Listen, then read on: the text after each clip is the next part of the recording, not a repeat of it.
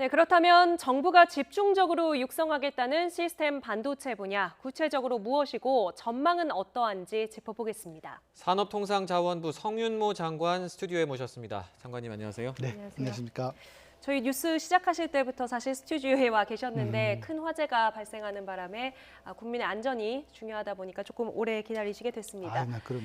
네, 우리가 메모리 반도체라는 말은 많이 들어본 것 같은데 저희가 리포트에서 전해드린 시스템 반도체 조금 생소하거든요. 일단 이 개념부터 조금 설명을 해주시죠. 네, 우리 그 반도체는 우리 뇌에 비유할 수 있다고 생각을 합니다. 네. 그러니까 메모리 반도체가 우리 데이터나 어떤 정보를 기억하고 저장하는 것이라고 한다면, 그런 기능을 한다고 한다면, 이 시스템 반도체는 바로 그 저장된 정보들을 분석하고 또 제어하는 그런 기능을 합니다.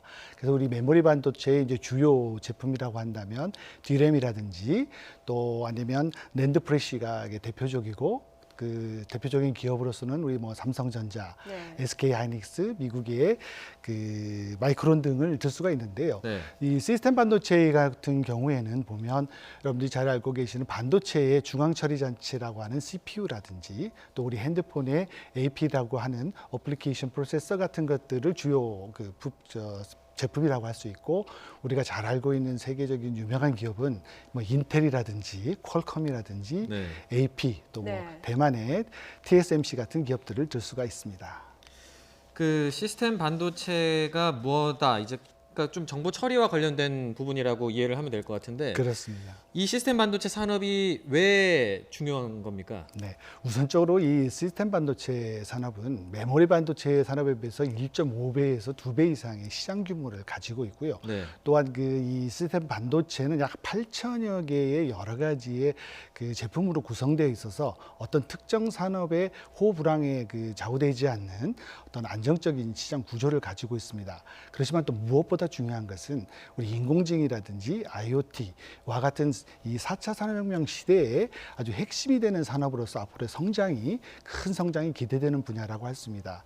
이와 함께 우리 설계 분야의 인력 같은 것이 많이 요구되는 양질의 좋은 일자리를 창출할 수 있는 분야이기도 합니다. 네, 말씀을 들어보면 시스템 반도체 기존에도 상당히 여러 가지 중요성을 가지고 있었는데 그동안 우리나라에서 메모리 반도체 분야는 뭐 세계에서 선두에 서 있잖아요. 그런데 시스템 반도체는 그렇지 못했던 이유가 있을까요? 네, 그렇습니다. 이러면 반도체에 대한 좀 특성을 이해할 필요가 있는데요. 네. 우리가 잘 알고 있는 그 메모리 반도체 같은 경우에는 그 소품종의 다량 네. 생산 시스템이면서 이러기 위해서는 첨단 생산 설비와의 확보와 함께 대규모의 어떤 적기의 투자가 아주 특성으로 가지고 있습니다. 네. 반면에 이 시스템 반도체 같은 경우에는 수요자가 원하는 방식대로 그 생산을 해내야 하는 방식으로 주문형 생산 방식이라서 네. 아주 그 고급 또 연구와 기술 인력의 확보가 필요하고 또 이 기술 집약형의 벤처 투자가 필요하다는 그런 특징을 가지고 있습니다. 네. 그렇다 보니까 우리 그 시스템 반도체가 우리나라에 부진한 이유로는 이 시스템 아까 주문형처럼 주문을 할 수 있는 우리 그 수요 기업과 이 시스템 반도체 간의 연결이 좀 부족하고 네. 또 신규로 새로 발생하는 그 시스템 반도체 수요가 잘 미흡해서 어떤 이 시스템 반도체 산업을 육성하기 위한 수요를 확보하는 데 좀 부족했다라는 것과 함께 이 시스템 반도체를 구성을 하고 있는 이 설계 기업인 팹리스 기업이라는 것과 생산 기업이라고 할 수 있는 이 파운더리 기업의 어떤 이 연계 구조가 제대로 형성되지 못했다라는 점, 또 그리고 아까 말씀드린 것처럼 가장 중요할 수 있는 인력과 또 이 R&D 투자가 좀 부족했다라는 그런 면을 우리가 좀 요인 때문에 우리가 시스템 반도체가 좀 부진했다고 볼 수가 있습니다. 구조적인 문제도 있지만 그런데 좀 이제 투자가 이루어지지 못한 이유가 뭐 기업이라든지 아니면 정부가 좀 의지가 부족했던 부분도 있지 않습니까? 예, 사실 무엇보다도 우리가 메모리 반도체 분야 이 괄목할 만한 그 성장 때문에 네. 우리 정부에서도 우리 시스템 반도체 분야에 대한 또 지원과 또 이런 것이 좀 부족했다고 말씀을 드릴 수가 있습니다. 네. 지난 한 10년 동안에 보면 우리 정부의 이 시스템 반도체 분야에 대한 R&D 지원이 한 반쪽 정도밖에 그 지원하지 못했다는 반성이 있고요. 네. 또 우리나라의 그 메모리 반도체를 그 주도하고 있는 우리 민간 기업에 있어서도 그 자기들이 갖고 있는 어떤 투자의 금액이라든지 또 우수 인력들을 메모리 쪽에 좀 집중을 하다 보니 이 시스템 반도체 분야에는 조금 소홀한 감이 있지 않나 않을까라고 생각이 듭니다. 네. 이제 전장의 지형을 잘 파악해야 우리가 선점을 좀 할 수가 있을 텐데요. 지금 현재 시스템 반도체 분야 세계 시장 형성은 어떻게 되어 있습니까? 네, 이 시스템 반도체 분야는 이 미국과 유럽이 그 주도를 하고 있고 또 중국과 대만이 추격을 하고 있는 그런 양상을 보여주고 있습니다. 네. 특히 아까 제가 예를 들어서 말씀을 드렸습니다만 미국은 무엇보다도 인텔이라든지 퀄컴이라든지 세계적인 독보적인 그 시스템 반도체 분야에 최고의 기업들이 있어서 세계 시장의 약 70%를 참여하고 있고요. 또 유럽 같은 경우에는 시스템 반도체의 대표적인 분야라고 할 수 있는 그 차량용 반도체에서 세계 최고의 경쟁력을 가지고 있습니다. 그 분야에서 그 경쟁력을 갖고 있고요. 그다음에 중국 같은 경우에는 그 자기들 거대 시장의 수요를 그 기반으로 해서 또 정부가 대폭적인 지원을 함으로 인해서 요새 최근에 시스템 반도체 분야에서 두각을 나타내고 있는 실정입니다. 네.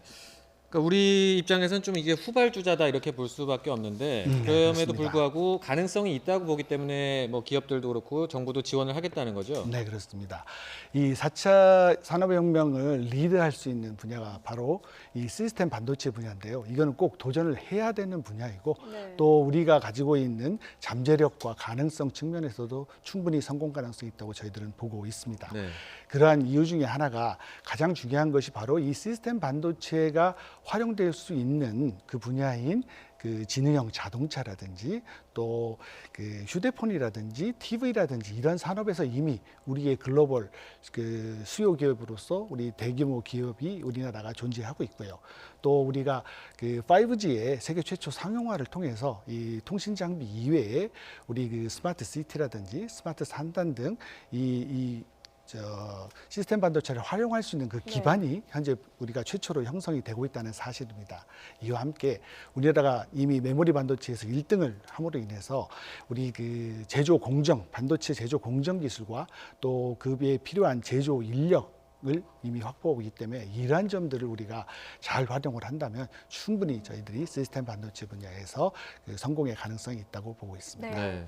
이 시스템 반도체 분야는 우리나라가 후발주자이기도 하고 앞서 이제 수요와의 연결고리가 굉장히 마련되는 것이 중요하다라고 하셨으니까 그렇습니다. 이 정부의 대책이 중요할 것 같습니다. 구체적으로 좀 어떤 대책들을 가지고 계시나요? 네, 그렇습니다. 이번에 저희들이 시스템 반도체의 비전과 전략에서 가장 중요하게 여기고 있는 것은 시스템 반도체를 형성하고 있는 아까 말씀드린 설계 기업인 이 팹리스 기업과 또 생산 기업인 파운드리 기업이 이 생태계를 이룩해서 이것이 확대 발전하는 구조를 가지는 게 되겠습니다. 이러기 위해서는 아까 팹리스 기업에게 그 안전한 수요를 창출해 주는 거고요. 이러기 위해서는 저희들이 그 에너지라든지 자동차라든지 그 5개 분야의 전략 분야를 그 선정을 해서 그 안에 팹리스 기업과 우리 수요 기업이 얼라이언스를 통해서 그 서로의 수요 기술 기획을 함께 공동 기술 기획을 하고 공동으로 과제를 개발을 하고 그래서 R&D로 이어지는 그런 체제를 만들겠다는 것이 그 우선입니다.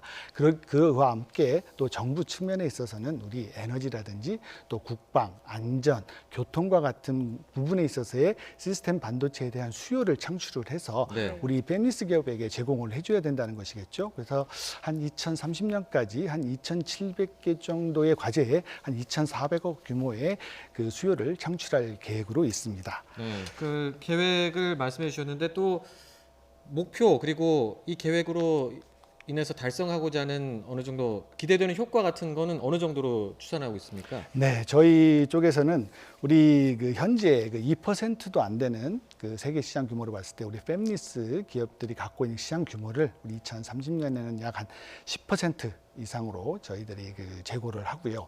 또 아까 그 현재 파운드리 시장에서 저희 기업이 차지하는 그 시장 규모가 한 16% 됩니다.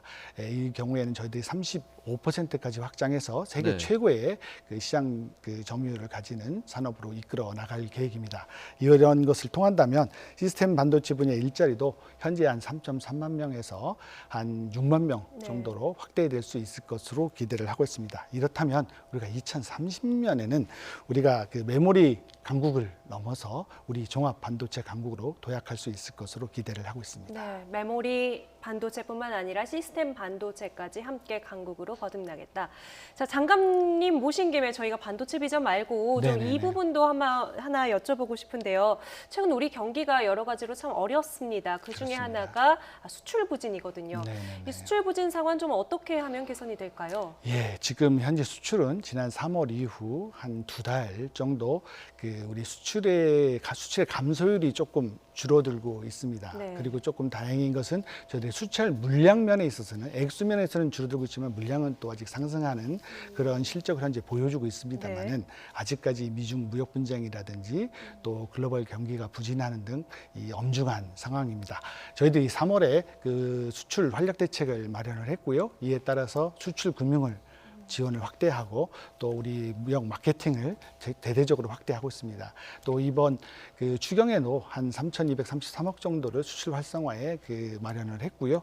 또 이와 함께 우리 조선이라든지 자동차라든지 우리 주력 산업의 구조 고도화 또 우리 바이오 헬스라든지 또 2차 전지와 같은 신산업의 성장 이런 것들을 통해서 우리의 경쟁력을 높여 나갈 것입니다. 네. 하나 더 말씀을 드리고 싶은 것은 우리들이 정말 한 물방울 하나하나가 모여서 바다를 이룬다는 수적 성애라는 고사성어의 말처럼 우리 민과 관이 함께 힘을 합쳐서 수출 1달러, 100달러를 모아서 네. 우리 수출이 또 활성화될 수 있도록 최선의 노력을 다하고자 합니다. 네. 네.